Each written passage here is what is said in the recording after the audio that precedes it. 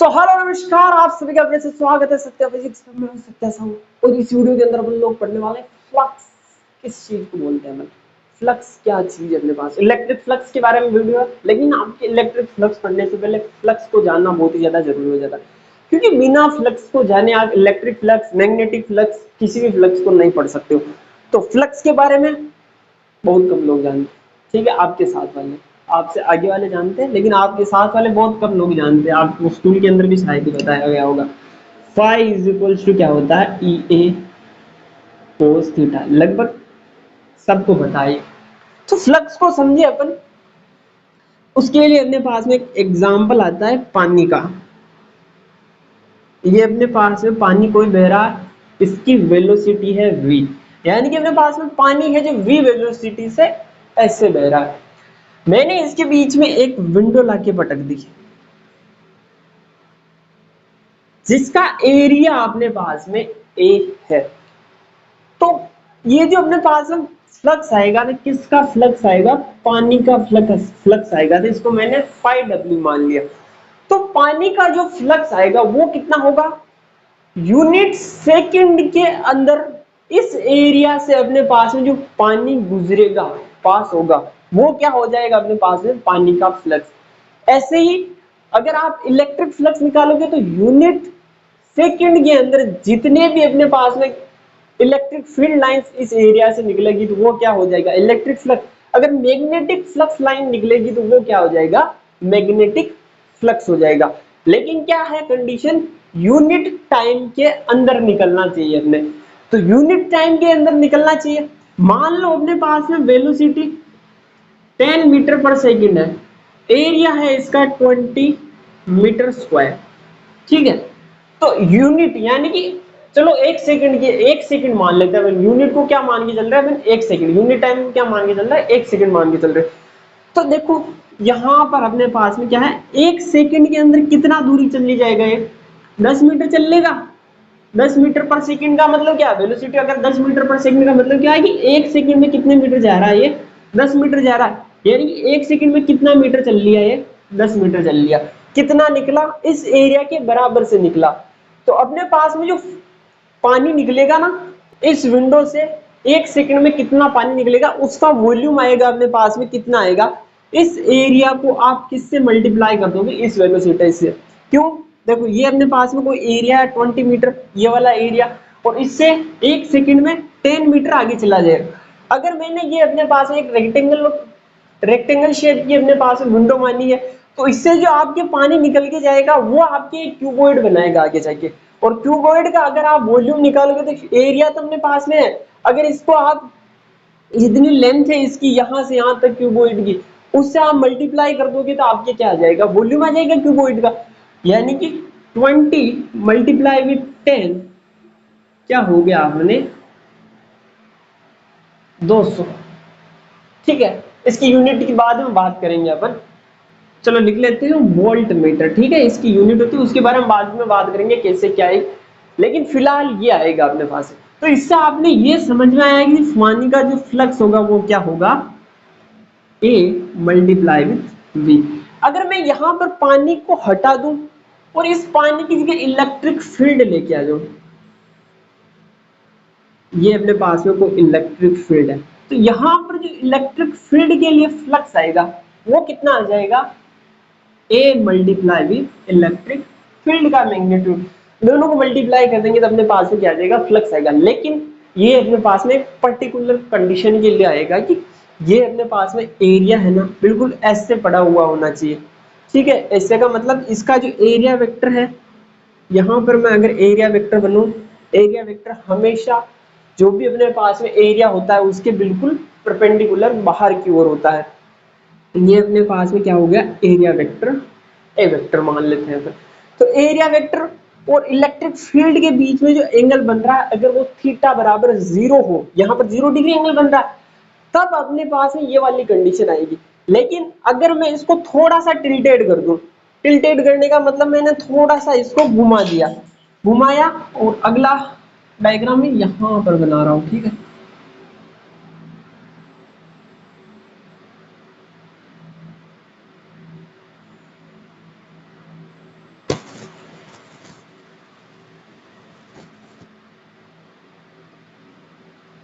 ये इसका area vector A vector और ये अपने पास में ई वेक्टर, इन दोनों के बीच में कोई एंगल थीटा बन रहा है अपने पास। तो इस कंडीशन के लिए आपको इलेक्ट्रिक फ्लक्स निकालना होगा, तो वो कैसे निकालोगे? वो ऐसे निकालना है अपने को कि number of electric field lines passing through a particular area normally pass करना चाहिए इलेक्ट्रिक फील्ड जो पास हो, तो उसको अपन क्या बोल सकते हैं? इलेक्ट्रिक फ्लक्स बोल सकते हैं। तो यहां पर अभी देखो नॉर्मल कौन सा है, इस एरिया का नॉर्मल कौन सा है? इसके परपेंडिकुलर बाहर की ओर है।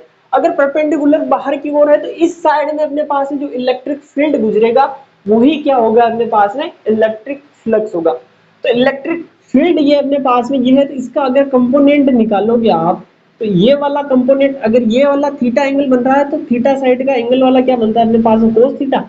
ये हो गया ई कोस थीटा, और दूसरा कंपोनेंट ऐसे आएगा वो बन जाएगा आपके ई साइन थीटा। तो साइन थीटा वाले से तो अपने कुछ मतलब नहीं है, अपने को क्या चाहिए?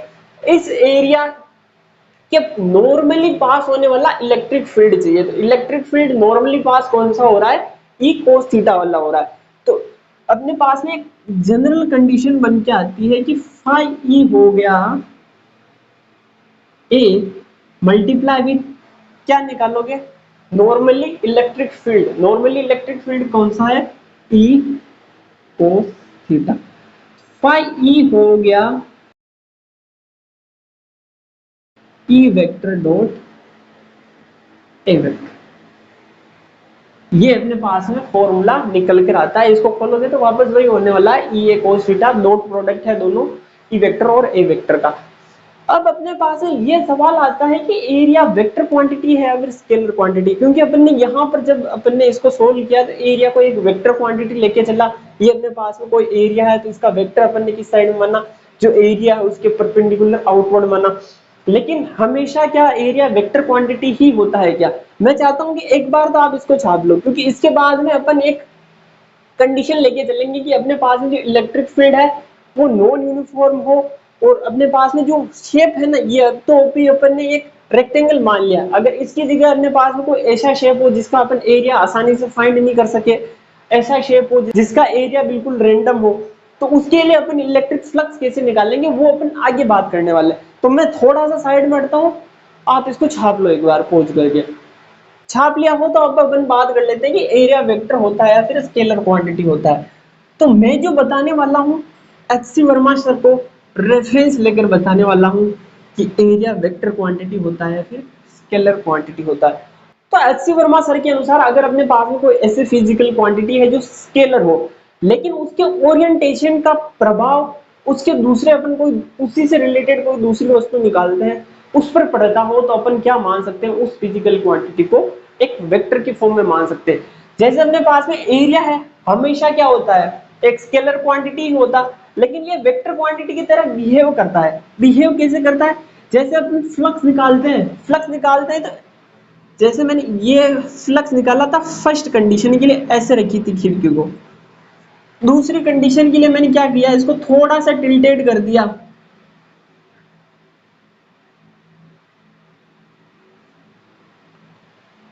ठीक है, मैंने थोड़ा सा इसको टिल्टेड कर दिया। तो मेरे इस टिल्टेड करने की वजह से क्या हुआ? इससे जो इलेक्ट्रिक फील्ड लाइंस पास हो रही थी उनके नंबर में फर्क आया। ठीक है, यहां पर आपको सही से नहीं दिख रहा होगा, लेकिन अगर आप एक 3D डायग्राम देखोगे, मैं साइड में लगा दूंगा फोटो, उस साइड में देख लेना आप, उसके अंदर देखोगे तो आपको पता चलेगा जब आप इसको थोड़ा सा टिल्टेड करते हो तो अपने पास इलेक्ट्रिक फील्ड लाइंस जो पास हो रही थी इस विंडो से, उनके नंबर में कमी आती है। कमी आती जैसे वैसे मैं टिल्टेड करता जाऊंगा, मैं एक कंडीशन ऐसे लेके आऊंगा कि बिल्कुल ऐसे रख दूंगा इसको, ठीक है, ये ऐसे हो गई। तो इस कंडीशन के अंदर ये अपने पास में, ठीक है ना, विंडो है, इस विंडो से कितनी इलेक्ट्रिक फील्ड लाइंस पास हो रही? पास होने का मतलब क्या? इसके अंदर से होकर निकलनी चाहिए। कितनी होकर निकल रही है इसके अंदर से? एक भी नहीं निकल रही है। तो इस कंडीशन में अपने पास फ्लक्स कितना आएगा? 0 आएगा। और इस कंडीशन के अंदर अपने पास में जो फ्लक्स आएगा वो मैक्सिमम आएगा, वो अपन थीटा की वैल्यू चेंज करके निकलेंगे। तो यही चीज बताने चाह रहा हूं मैं कि जब अपने पास में कोई ऐसी फिजिकल क्वांटिटी हो जिसकी ओरिएंटेशन का इफेक्ट उसकी वैल्यू पर पड़ता हो, तो अपन क्या बोल सकते हैं उसके लिए? वो फिजिकल क्वांटिटी अपने एक वेक्टर की तरह बिहेव करती है। तो यहाँ पर जहां पर एरिया होता है वो जब भी अपन फ्लक्स निकालते हैं तो फ्लक्स के अंदर जो एरिया की ओरिएंटेशन है, मैंने इसको ऐसे पकड़ा या फिर इसको थोड़ा सा टिल्टेड किया या फिर बिल्कुल ऐसे इसको पैरेलल रख दिया मैंने इलेक्ट्रिक फील्ड के, तो इन तीनों कंडीशन के अंदर मैंने जैसे जैसे इसको घुमाया इसकी ओरिएंटेशन चेंज की, ओरिएंटेशन के साथ साथ इससे निकलने वाले या फिर इससे पास होने वाले इलेक्ट्रिक फील्ड लाइंस के नंबर में भी कमी आई, जिसकी वजह से क्या हुआ, इलेक्ट्रिक फ्लक्स के अंदर कमी आई। यानी कि इलेक्ट्रिक फ्लक्स को अपने पास में ये एरिया की ओरिएंटेशन इफेक्ट करती है। तो इस वजह से अपन एरिया को यहाँ पर एक स्केलर क्वांटिटी न मानकर क्या मानते हैं, एक वेक्टर क्वांटिटी मानते हैं। अदरवाइज एरिया एक स्केलर क्वांटिटी है और हर एक स्केलर क्वांटिटी वेक्टर क्वांटिटी की तरह बिहेव कर सकती है, लेकिन स्पेसिफिक कंडीशंस के अंदर होता है। वो हर कहीं पर नहीं लगा सकते हो एरिया को, आप हर कहीं पर एक वेक्टर क्वांटिटी नहीं मान सकते हो। ठीक है, अब इसके लिए अपन यहाँ पर पहले एंगल के लिए चेंज करके देख लेते हैं। यहाँ पर जैसे ये इलेक्ट्रिक, ये सॉरी एरिया वेक्टर है, इसी साइड में इलेक्ट्रिक फील्ड है, थीटा कितना बन रहा है यहाँ पर 0 डिग्री, यहाँ पर थीटा कुछ भी मान लो, यहाँ पर तो वैसे थीटा ही होगा, यहाँ पर थीटा कितना बन रहा है, ये है अपने पास में एरिया वेक्टर, इस साइड में इलेक्ट्रिक फील्ड है, थीटा बन रहा है यहाँ पर 90 डिग्री। अगर मैं इसको घुमा के बिल्कुल ऐसे लेकर चला जाऊं तो कितना आ जाएगा, 180 डिग्री हो जाएगा। तो तीनों कंडीशन के लिए अपन फाई की वैल्यू निकाल लेते हैं। थीटा बराबर 0 पर फाई कितना हो गया अपने पास में, cos 0 की वैल्यू कितनी होती है 1, यहां से कितना आ जाएगा ई ए। थीटा बराबर 90 डिग्री पे, यानी इस वाली कंडीशन के लिए इलेक्ट्रिक फील्ड कितना हो जाएगा, cos 90 की वैल्यू कितनी होती है 0, तो फ्लक्स की वैल्यू भी कितनी हो जाएगी 0। थीटा बराबर 180 डिग्री के लिए क्या हो जाएगा, cos 180 की वैल्यू कितनी होती है -1, -1 यहां पर रखोगे तो अपने पास में फाई की वैल्यू आ जाएगी -e a। ठीक, अब ये तो अपने पास में थी एक जनरल कंडीशन। अगर मान लो कि यहाँ पर अपने पास है ये जो शेप अपन ने लिया, एक विंडो ली, ये अपन ने एक रेक्टेंगल के शेप की एक विंडो ली, लेकिन अगर यहाँ पर जो अपने पास में कोई एरिया लिया उसका फिक्स शेप ना होकर रैंडम शेप हो तो क्या करोगे, जैसे कि अब डेफिनेशंस का तो कुछ रहा नहीं, रोल मिटा देता हूं मैंने, ये दोनों फॉर्मूले चाहिए अपने को।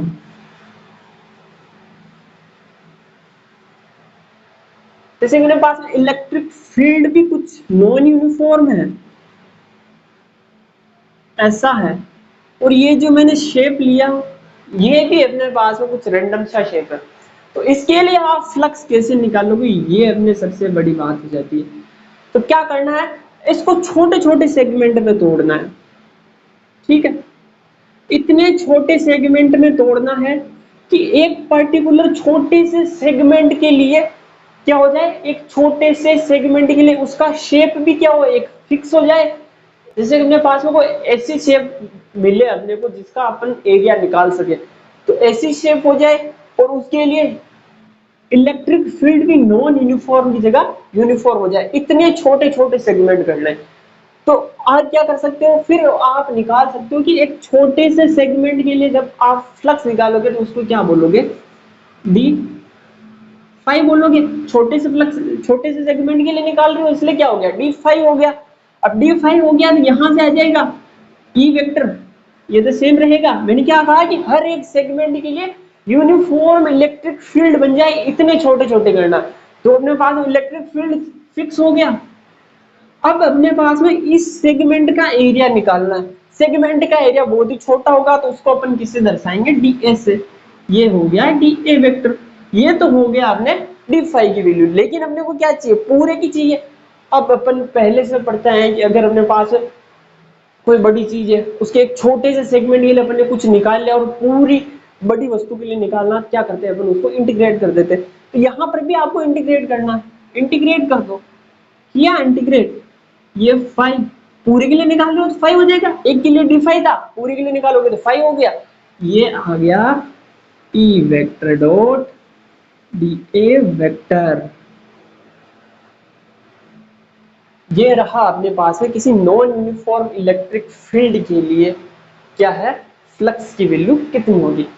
सो इस वीडियो के अंदर बस इतना ही। अगर वीडियो पसंद आया तो वीडियो को लाइक शेयर जरूर करना और चैनल पर पहली बार जो करना हो तो सब्सक्राइब करना। मिलते हैं अगली वीडियो के अंदर, तब तक के लिए जय हिंद।